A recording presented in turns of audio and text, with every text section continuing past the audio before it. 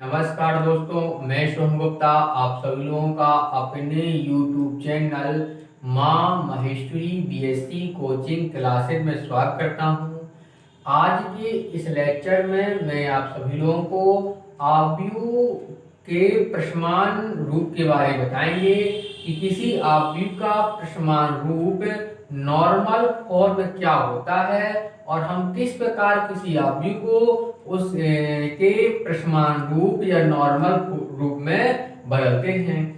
प्रश्नमान रूप या normal form का इम्पोर्टेंट क्या होता है और हम किसी आव्यूह को उसके नॉर्मल फॉर्म में क्यों बदलते हैं और इसके क्या लाभ हैं और इसके क्या यूज हैं, और हम ये सारी चीजें आज के लेक्चर में बताएंगे। तथा इसके पहले वाले लेक्चर में हमने आप लोगों को आव्यूह में संक्रियाएं बताई थी कि किसी भी आव्यूह में संक्रियाएं क्या होती हैं, किस प्रकार लगाई जाती हैं और उनका पूरा बेसिक बताया था, उन्हें लगाना बताया था। आज हम उन्हीं संक्रियाओं का यूज ही पढ़ रहे हैं, क्योंकि जब हम किसी भी आव्यूह को उसके नॉर्मल फॉर्म में या फिर जो हम अगले लेक्चर में पढ़ेंगे आव्यूह का कैनोनिकल रूप, तो जब भी हम किसी आव्यूह को उसके नॉर्मल फॉर्म में या कैनोनिकल रूप में बदलते हैं तो हम आव्यूह में संक्रिया लगाते हैं, अर्थात संक्रिया लगाकर या संक्रिया का यूज करके किसी आव्यूह को उसके दो महत्वपूर्ण रूपों नॉर्मल फॉर्म और कैनोनिकल फॉर्म, जिसे हम एसेंट फॉर्म भी कहते हैं, उसमें बदलते हैं। तो इस प्रकार ये आव्यूह में जो एलिमेंट्री ऑपरेशन है उनके यूज है कि आव्यूह में किस प्रकार हम संख्या लगाकर उसे अन्य रूप में परिवर्तित कर सकते हैं। तो अब स्टार्ट करते हैं अपना आज का लेक्चर, और अपना आज का लेक्चर है वो है normal form of A matrix. Normal form of A matrix.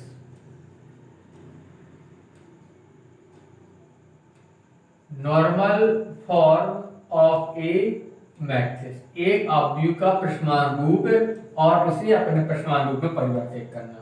तो हम देखें पहले प्रश्नमान रूप होता क्या है, इसका पूरा बेसिक इंट्रो देखें।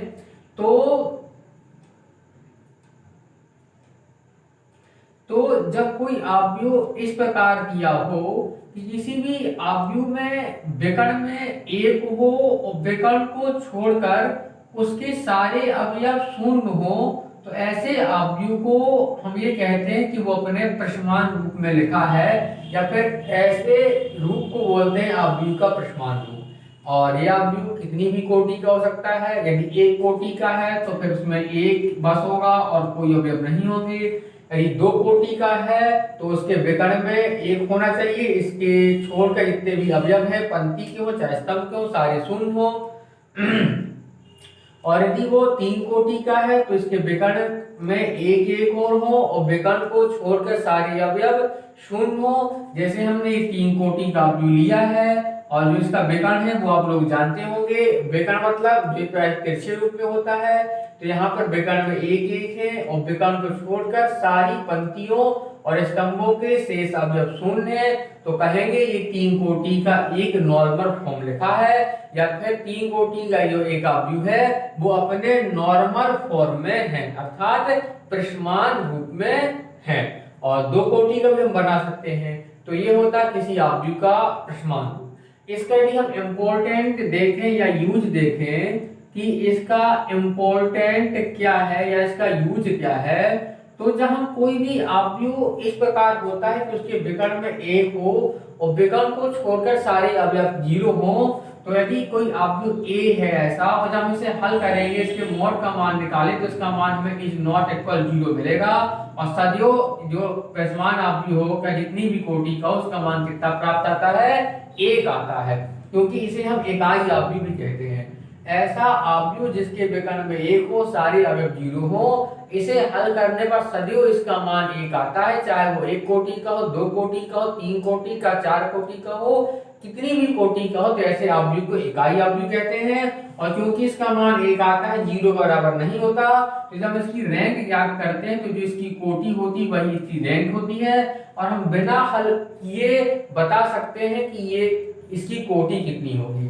यदि जो इकाई आव्यूह प्रश्नांक आव्यूह लिखा है, यदि वो 1 कोटि का है तो उसकी जाति भी 1 होगी, यदि वो 2 कोटि का है तो उसकी जाति भी 2 होगी, और यदि वो किसी भी कोटि का हो 3, 4, 5 उसकी जाति उतनी ही हो जाएगी। तो इम्पोर्टेंट क्या है, तो एक चीज क्या देखा हमने कि जो आव्यूह का प्रश्नांक रूप होता है उसे हम इकाई आव्यूह बोलते हैं, और जितनी कोटि का हो उतनी कोटि का ही आव्यूह कहलाता है। ये भी बेसिक इंट्रो है। इकाई आव्यूह ऐसा आव्यूह जिसका में विकर्ण में हमेशा 1 हो तो और सारे अवयव 0 हो तो सब इकाई आव्यूह बोलते हैं। और क्योंकि ऐसे आव्यूह को हल करने पर सदैव उसका मान 1 प्राप्त होता है। तथा यदि कोई आव्यूह को यदि हल करें और उसका मान 1 आ जाए, लेकिन यदि उसमें यहाँ पर प्रश्नांक रूप में नहीं लिखा, मतलब इस प्रकार नहीं लिखा सारे अवयव 0 हो और 1 हो, तो हम ये नहीं कहेंगे कि कोई इकाई आव्यूह है, भले हल करने पर उसका मान 1 आता हो। इकाई आव्यूह की जो डेफिनेशन है वो ये नहीं कि हल करने पर 1 आए तो इकाई आव्यूह, अर्थात उसके विकर्ण में 1 हो, सारे अवयव 0 हो, अर्थात वो नॉर्मल फॉर्म में हो, तो इसे आव्यूह को नॉर्मल फॉर्म बोलते हैं, या इस आव्यूह को इकाई आव्यूह बोलते हैं। ये इकाई आव्यूह का गुण है कि इकाई आव्यूह को हल करने पर सदैव उसका मान 1 प्राप्त होता है। यदि कोई आव्यूह इकाई आव्यूह के रूप में नॉर्मल रूप में नहीं है और उसे हल करने पर उसका मान 1 प्राप्त होता है, तो हम बोलेंगे ऐसे आव्यूह को कहते हैं नॉन सिंगुलर आव्यूह, अर्थात अविचित्र आव्यूह कहते हैं। अविचित्र आव्यूह अलग होता है और इकाई आव्यूह अलग होता है, भले दोनों को हल करने पर मान 1 प्राप्त हो। और इसका इंपॉर्टेंट क्या है, यदि कोई आव्यूह को हम उसके नॉर्मल फॉर्म में बदल दें या फिर इकाई आव्यूह के रूप में लिखा है तो हमें इसकी जाति निकालनी नहीं पड़ती, हम केवल देखकर उसकी कोटि देखकर इसकी जाति बता सकते हैं। यही इसका इंपॉर्टेंट हो जाएगा और यही इसका यूज हो जाएगा। और हमें इसका मान भी हल करने की आवश्यकता नहीं पड़ती कि हमें इसका मान निकालना हो तो इसे हम हल करें, बिना हल किए हुए कह सकते हैं कि इसका मान कितना होगा, 1 होगा। अर्थात यदि आप कोई आव्यूह नॉर्मल रूप में लिखा है तो उसका मान और जाति उसे देखकर बताई जा सकती है, और यदि हम किसी आव्यूह को उसके नॉर्मल फॉर्म में बदल दें तो हम उसके ना तो जाति अलग से निकालनी पड़ेगी और ना हमें उस आव्यूह का मान अलग से ज्ञात करना पड़ेगा। लेकिन आव्यूह को जब नॉर्मल, आप किसी भी आव्यूह को नॉर्मल रूप में नहीं लिखा है तो हम आसानी से दोनों चीजें बता देंगे, और नहीं लिखा है जब इसे बदलते हैं तो थोड़ी इसकी प्रक्रिया जो होती है छोटी भी सकती है और बड़ी भी सकती है। जबकि हम जानते हैं कोई आव्यूह 3 कोटि का है, मान ज्ञात करना है, आसानी से विस्तार करके हम इसका मान ज्ञात कर लेंगे। यदि कोई आव्यूह 4 कोटि का है, 5 कोटि का है तो इसका विस्तार नहीं कर सकते, तो हम इसमें क्या करते हैं, संक्रिया लगाते हैं और फिर इसका मान ज्ञात कर लेते हैं। यदि कोई आव्यूह की जाति निकालनी है और 3 से अधिक कोटि का है तब भी हमें उसमें क्या करनी पड़ती है, संक्रिया लगानी पड़ती है। और हमने जब बताया संक्रिया में कि किसी भी आव्यूह की जाति 2 प्रकार से निकाल सकते हैं, हल करके और संक्रियाओं के द्वारा। हल करना 1 कोटि, 2 कोटि, 3 कोटि को आसानी से कर सकते हैं, 4 और 5 कोटि की आव्यूह का विस्तार करके उसे हल करना कठिन होता है। इसीलिए जब 3 से अधिक कोटि का कोई आव्यूह होता है तो हम उसमें संक्रिया लगाकर हम उसे प्रश्नमान रूप में बदलते हैं या कैनोनिकल रूप में बदलते हैं। जब आव्यूह में संक्रिया के द्वारा जाति निकालना बता रहे थे तब भी हमने ये पॉइंट बताया था, और हमने कहा था जब हमने अभी आप लोगों को संक्रियाएं नहीं बताई हैं, जब संक्रिया बता देंगे तब एक एग्जाम्पल लेकर बता देंगे। तो हम यही करेंगे, जब आव्यूह को हल करेंगे तो ये आव्यूह की संक्रिया के द्वारा जाति का एग्जाम्पल भी हो जाएगा कि हम आव्यूह को में संक्रिया क्यों जरूरी होती है, जाति निकालने के लिए प्रश्नांक रूप में क्यों बदलते हैं। पहले ही बताया था जब कोई आव्यूह 3 कोटि से अधिक कोटि का है तो उसका विस्तार कठिन होता है, बड़ा होता है, तब उससे संक्रिया लगाकर यदि इकाई या प्रश्नांक रूप और कैनोनिकल रूप में बदल लिया जाए तो ऐसा करने के पश्चात इनके जब हल करते हैं ऐसे आव्यूह को तो मान क्या प्राप्त होता है, 1 प्राप्त होता है, अर्थात इसमें इनका मान 0 के बराबर नहीं होता। तो इस स्थिति में इसमें जितनी भी अशून्य पंक्तियां होंगी या फिर जितने भी अशून्य स्तंभ होंगे या वो जितनी कोटि का आव्यूह होगा वही इसकी क्या बन जाएगी, जाति बन जाएगी। और हम किसी भी आव्यूह की जाति निकाल लेंगे। अर्थात यदि हमें किसी आव्यूह का 4-5 कोटि का जाति निकालना है तो हम उसे क्या बदलेंगे, प्रश्नांक रूप में बदलेंगे, और वो जितनी कोटि का प्रश्नांक आव्यूह बन जाएगा वो उसकी क्या होगी, जाति होगी। तथा ये तो हुआ प्रश्नांक आव्यूह या फिर इकाई आव्यूह का बेसिक इंट्रो। यदि कोई एक आव्यूह ले लें और हम उसे क्या बदले, प्रश्नांक आव्यूह बदलें, तो एक हम यदि एग्जाम्पल लेके हल करें, और हम आपकी बुक में कई सारे एग्जाम्पल दिए होंगे, यदि हम बुक का ही एक एग्जाम्पल ले लें तो बुक में एक एग्जाम्पल दिया है 1 3 -2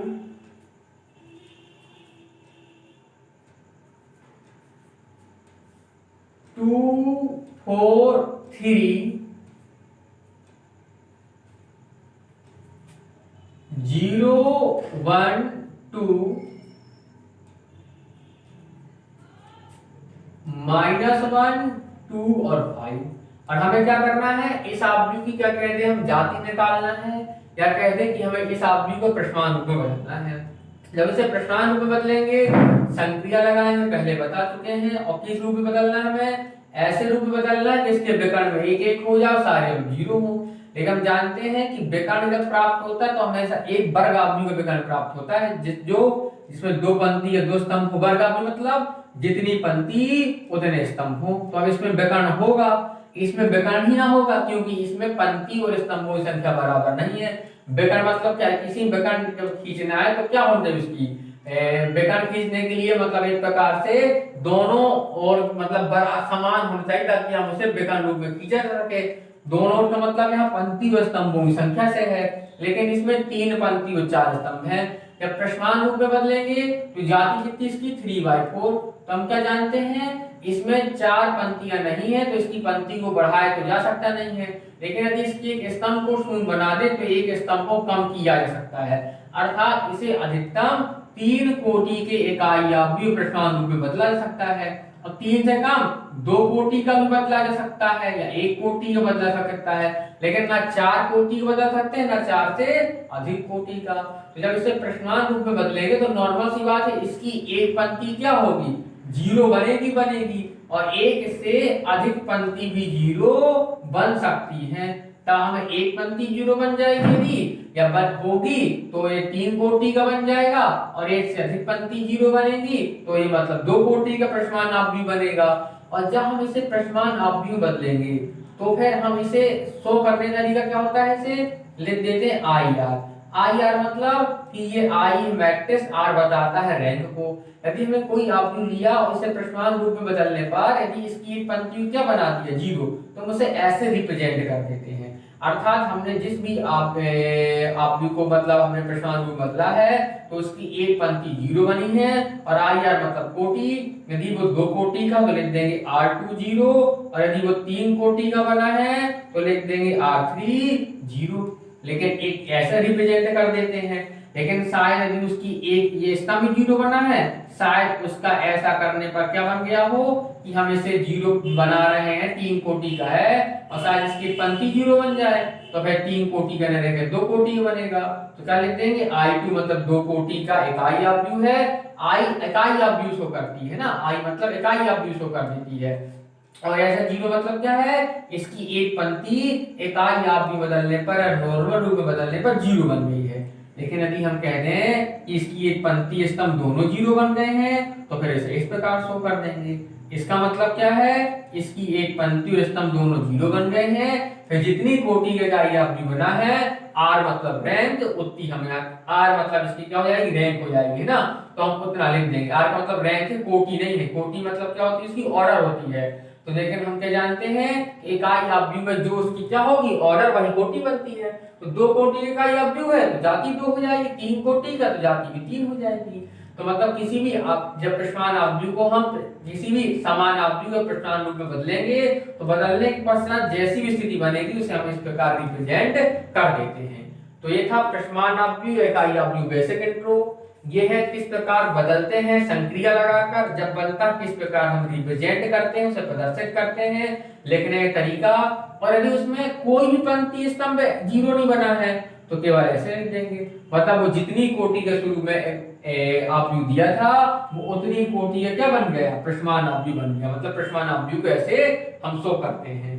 तो अब इसके पश्चात देखें, एक अवयव को प्रश्नमान अवयव बनाकर देख लें तो आप लोगों को संक्रिया अप्लाई करना भी आ जाएंगी और जो डाउट है वो भी क्लियर हो जाएंगे और हम एक अवयव को प्रश्नमान अवयव बदलना भी सीख लेंगे। तो यही हमारा एक अवयव लिखा है। अब इससे प्रश्नमान अवयव बदलें तो थोड़ा हमें यही ध्यान देना पड़ता है कि हम कैसे संक्रिया लगाएं, किस प्रकार संक्रिया लगाएं और हमें इसके लिए इकाई अवयव पूरा बेसिक क्लियर होना चाहिए कि इकाई अवयव में पहली पंक्ति का पहला अवयव 1 होता है, सारे अवयव 0 होते हैं। दूसरी पंक्ति दूसरे स्तंभ का पहला अवयव 1 होता है, दूसरा अवयव 1 होता है, सारे अवयव 0 होते हैं। तीसरी पंक्ति तीसरे स्तंभ का तीसरा अवयव 1 होता है और सारे अवयव 0 होते हैं। इसी प्रकार और पंक्ति और स्तंभ 0 हो तो यही क्रम आगे चलता रहेगा। तो हमें यही फोकस करना है इसमें कि हम पहले क्या करेंगे, इसमें हम ऐसा कुछ करना है कि पहली पंक्ति पहले स्तंभ का पहला अवयव 1 बना दें और सारे अवयव 0 बना दें। तो देख रहा है यहाँ पर पहली पंक्ति पहले स्तंभ का पहला अवयव 1 दिया ही है तो हमें इसमें कुछ ना करना पड़ेगा, लेकिन हमें इसके अवयव को शेष जो अवयव है इन्हें क्या बनाना है, 0 बनाना है। यदि हमें इन्हें 0 बनाना तो हम क्या लगाएंगे, संक्रिया लगाएंगे। तो हमें क्या करना है, दूसरी और तीसरी पंक्ति में चेंज करना है। संक्रिया का लगा देंगे, आर लिखते हैं पंक्ति में संक्रिया लगाने के लिए। यदि हमें दूसरी पंक्ति में चेंज करना, कल बताया पहले हमने बताया था इसके पहले वाले लेक्चर में R2 कर देंगे। उपयोग किसकी मदद से करना है, पहली पंक्ति की मदद से। क्यों पहली पंक्ति की मदद ले रहे हैं, क्योंकि यदि हमें इसे 0 बनाना है, 1 को यदि हमें इसे 0 बनाने के लिए क्या करना पड़ेगा, हम इसमें कोई भी चीज जोड़ दें या घटा दें। यदि हम 3 में 3 घटा दें तो 0 बन जाएगा, या 3 में -3 जोड़ दें तो 0 बन जाएगा। हमें कोई चीज जोड़ना घटाना है तो दूसरे अवयव की आवश्यकता पड़ेगी। हम दूसरे अवयव तो ले नहीं सकते, तो हमें दूसरी पंक्ति लेंगे, अर्थात पहली पंक्ति की सहायता से दूसरी और तीसरी पंक्ति के अवयव को 0 बनाएंगे। पहली पंक्ति की सहायता क्यों ले रहे हैं, क्योंकि यहाँ पे 3 लाना बड़ा आसान होगा। 1 में 3 का गुणा कर दे तो 3 आ जाएगा और -2 गुणा कर दे तो -2 आ जाएगा। लेकिन यहाँ पे संक्रिया लगाने का मतलब क्या है, -3 चाहिए। तो इसका मतलब क्या है, पहली वाली पंक्ति में -3 का गुणा करके यहाँ पे क्या करते हैं, हमसे जोड़ दें। हमें इस प्रकार दूसरी ये निकालना हो घटाने वाली, इसके लिए हमें यदि जो हम इस प्रकार संक्रिया लिख रहे हैं इसमें हमेशा 2 पंक्तियों को जोड़ा ही जाता है।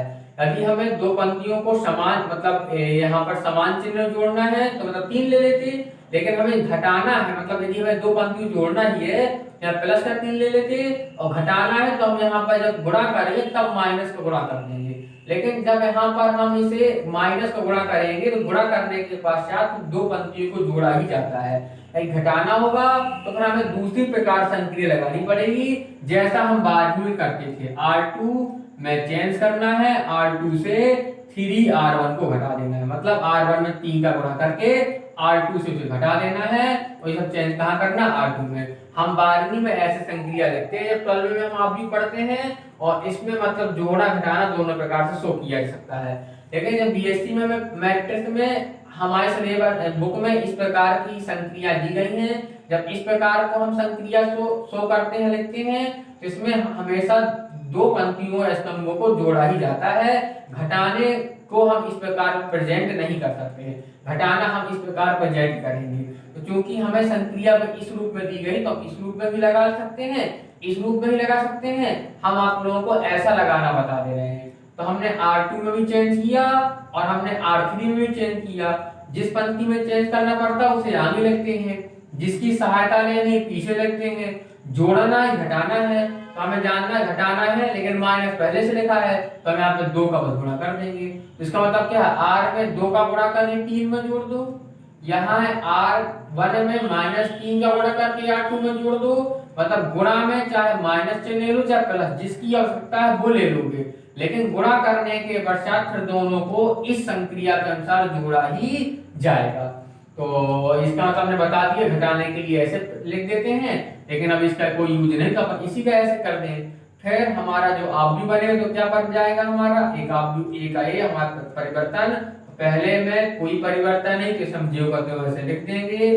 R2 परिवर्तन होना है तो -3 का गुणा किया तो 3 से 3 गया 0, -3 का यहाँ गुणा कर दिया तो -3 दूनी 6 और -6 से 4 जब जोड़ेंगे तो -2 आ जाएगा। यहाँ 0, यहाँ 1 ही आना है और यहाँ -3 गुणा करें तो +3 जोड़ेंगे तो 3 2 5 हो जाएगा। इसमें 0 आ जाएगा, 4 4 3 7 हो जाएगा, 0 तो 2 हो जाएगा, -2 तो प्लस का हमारा 3 हो जाएगा। ये हमारा एक काम हो गया।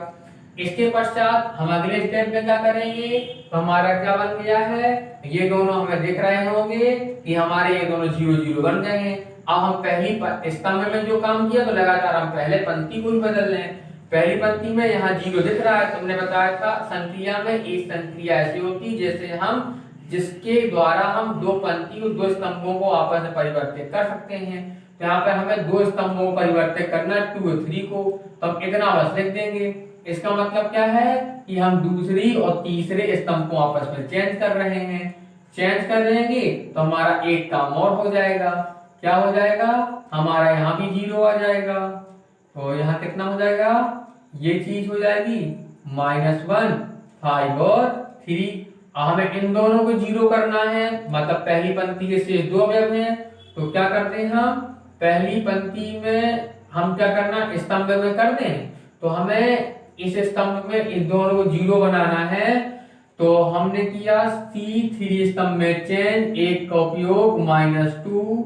एक साथ हम दो स्तंभों में परिवर्तन कर सकते हैं लेकिन एक स्तंभ में एक ही परिवर्तन करेंगे, मतलब -2 का गुणा करके यदि हम एक प्रकार का परिवर्तन तीसरी पंक्ति स्तंभ में कर रहे हैं, एक बार में हम तीसरे स्तंभ में केवल एक ही संक्रिया लगा सकते हैं, लेकिन हम एक साथ दो संख्याओं में संक्रिया लगा सकते हैं। इससे हम C4 भी परिवर्तन करने वाले हैं, एक का उपयोग करके क्या कर देंगे जोड़ देंगे। और हम जब देखते हैं कि हमें 0 बनाना तो हम ऐसी पंक्ति या स्तंभ को चुनते हैं जिसमें क्या हो एक मिल जाए, ताकि हमें जिस अवयव को 0 बनाना हो उसमें संगत अवयव क्या हो एक हो, क्योंकि एक के लिए हमें दो कुछ भी लाना है तो आसानी से उसमें उतने का गुणा करके वो संख्या लाई जा सकती है।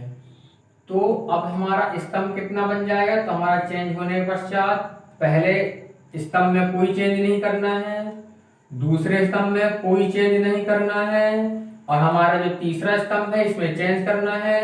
तीसरे स्तंभ में चेंज करना तो 2 का गुणा करना है, 2 का गुणा करने पर 0 बन जाएगा। इसमें हम गुणा करें कोई अंतर नहीं आएगा 0, और हमें क्या करना जोड़ना तो -2 7 ही रहेगा।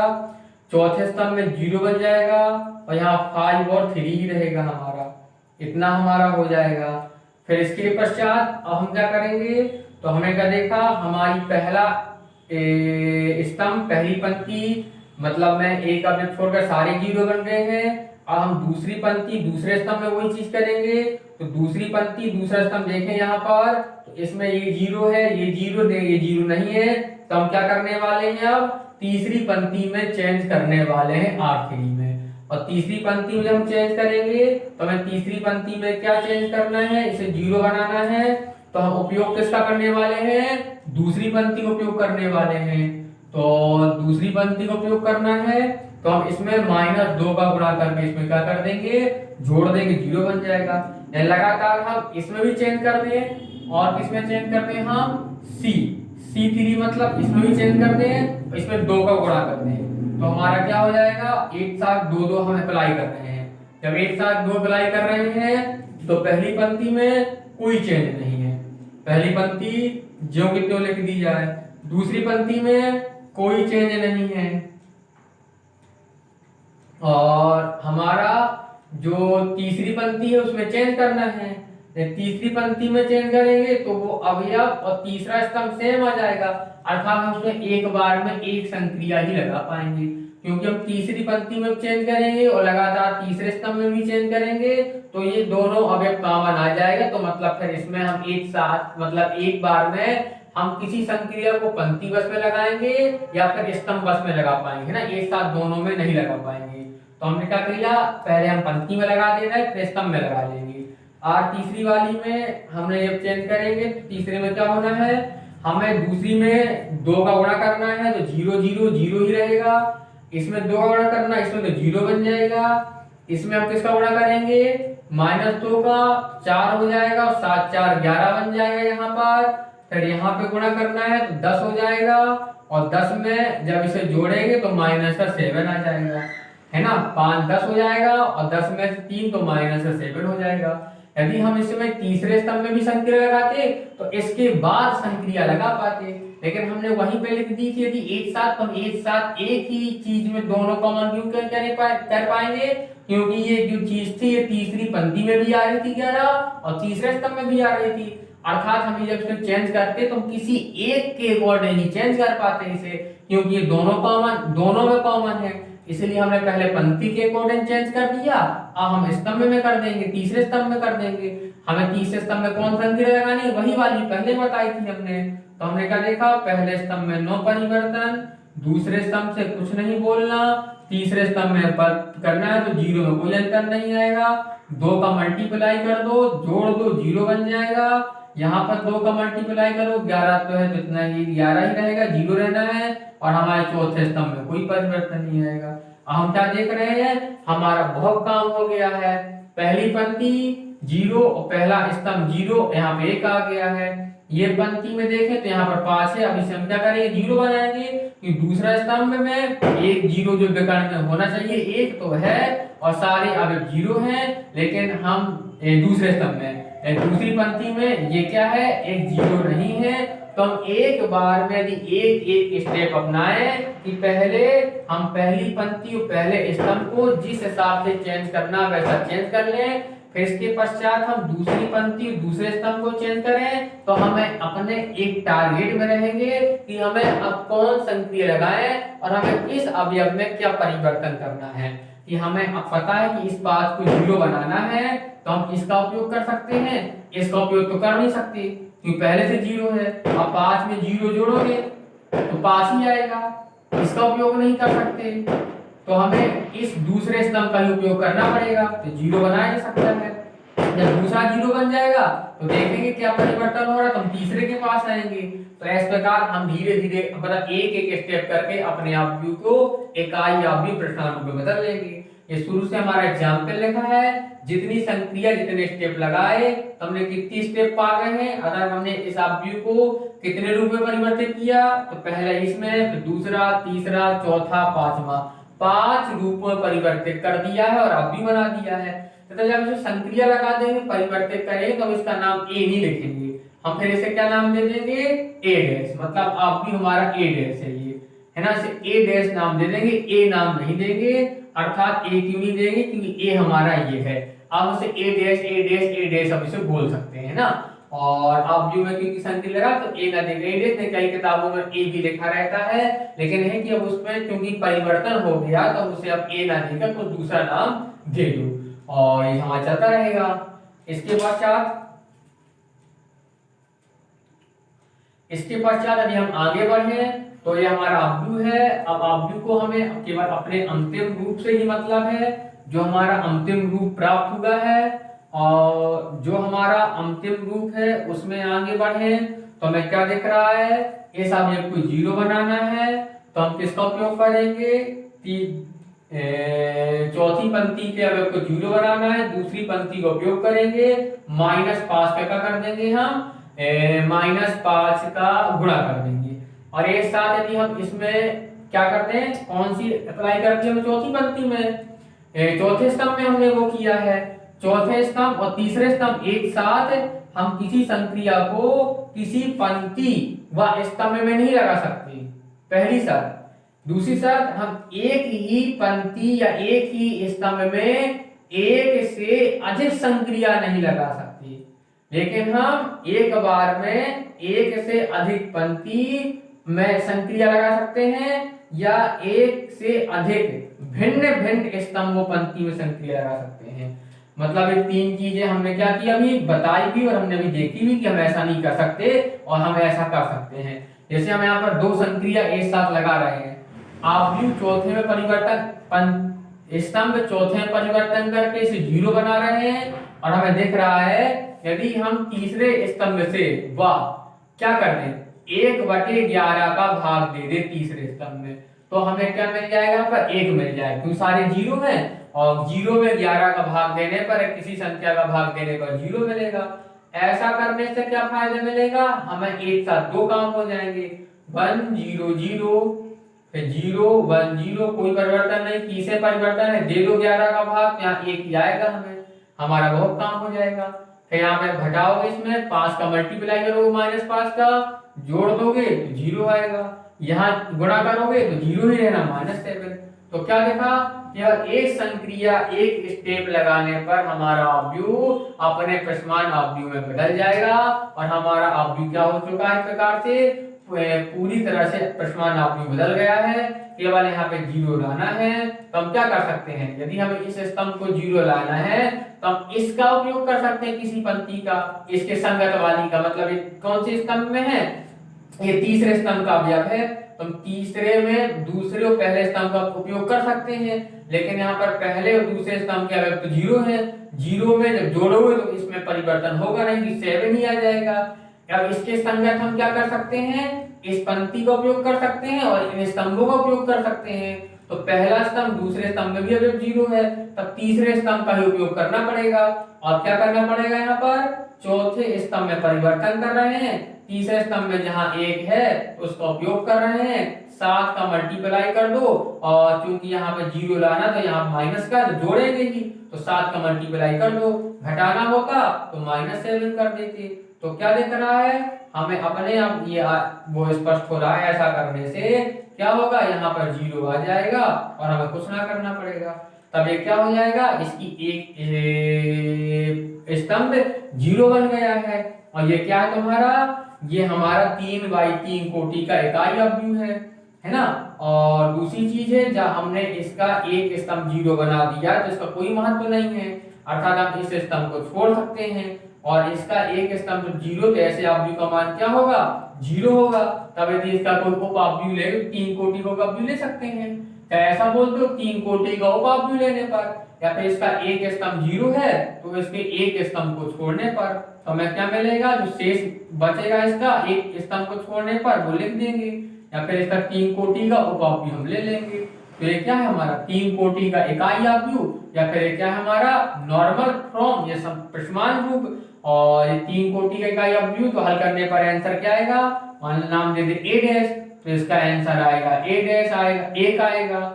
जब नॉट इक्वल 0 तो इसकी रैंक क्या होगी, तो इसकी रैंक होगी कि इसकी रैंक जब मान 0 नहीं है तो जिसकी कोटि है वह इसकी रैंक है, रैंक इसकी क्या मिल जाएगी, 3 आ जाएगी। जब 3 आ जाएगी, तुमने क्या पढ़ा था, किसी भी अवयव की जो रैंक होती है उसके उपअवयव से कभी छोटी नहीं होती, बड़ी होगी या बराबर होगी। तो क्योंकि उस अवयव का मान क्या है, मैन, उसकी पंक्ति उसका एक पूरा स्तंभ 0 है तो इसके पूरे मैन अवयव का मान 0 है, तो अर्थात जब उसका 0 है तो उसकी, और वो साथ ही क्या था, इससे अधिक में उसमें 3 पंक्ति और 4 स्तंभ थे, तो वो वर्ग अवयव तो था ना 4 में, तो उसकी जाति 4 नहीं हो सकती। जब कम होगी तो कितनी होगी, 3 या फिर 3 से कम।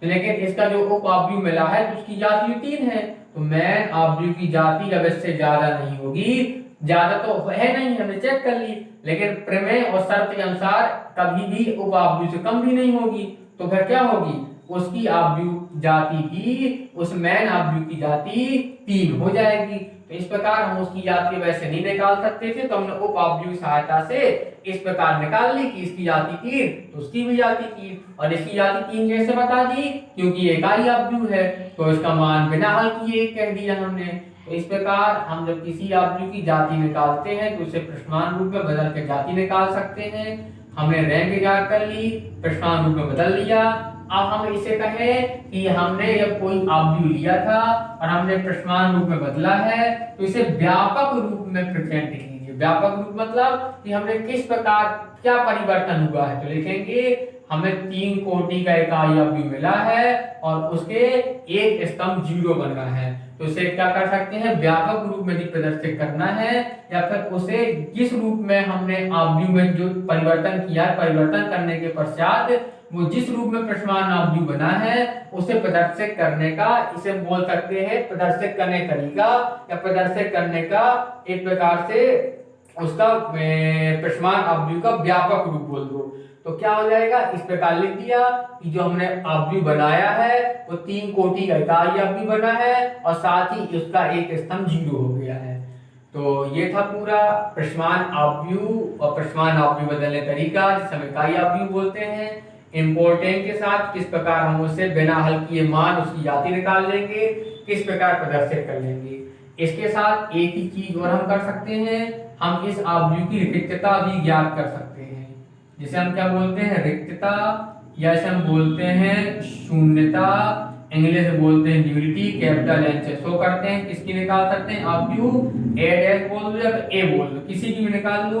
तो सूत्र क्या होता है, इसका सूत्र होगा small n a, order of a और रैंक ऑफ ए। ऑर्डर कितनी थी ए की, तो ए की यदि हम निकाले कोटि तो वर्ग अवयव के रूप में होनी चाहिए। 3/4 थी तो 4 की तो हो नहीं सकती, तो उसकी कोटि कितनी लेंगे, 3 लेंगे। 3 क्यों लेंगे, क्योंकि 4 का नहीं हो सकता है, और जब 3 अधिकतम हो 3 कोटि का वर्ग अवयव भी बनाया जा सकता है, तो उसकी कोटि 3 ले लेंगे। जाति भी 3 आई, घटाने पर 0, तो चाहे बोल दो अवयव ए डैश की न्यूलिटी या बोल दे अवयव ए की न्यूलिटी, तो शून्यता कितनी आएगी, सूत्र होता है कोटि माइनस जाति, तो उसकी शून्यता आ जाएगी 0। तो इस प्रकार किसी अवयव को हम प्रश्मान अवयव बदलते हैं तो क्या क्या उपयोग है, हम उसे बिना हल किए उसका मान निकाल सकते हैं। बिना हल किए जब मान निकाल लेंगे तो देखकर उसकी जाति बता सकते हैं और हम उसकी शून्यता भी निकाल सकते हैं। और ये तीनों चीजें क्या करते हैं, हमें इसके लिए फिर अलग से कुछ हल नहीं करना पड़ेगा, केवल अवयव को देखकर ही ये सारी चीजें बताई सकती हैं, निकाली जा सकती हैं। और इसके साथ ही आपकी बुक में और एग्जाम्पल दिए हैं, आप उन्हें हल करके प्रश्नांक रूप में बदल सकते हैं। और यदि आपको परेशानी आती है या कुछ डाउट होता है तो आप कमेंट के द्वारा हमसे पूछ सकते हैं। इसके साथ ही आप मतलब और प्रैक्टिस जरूरी है, जितनी ज्यादा प्रैक्टिस करेंगे हम आसानी से किसी अवयव को प्रश्नांक अवयव बदल लेंगे।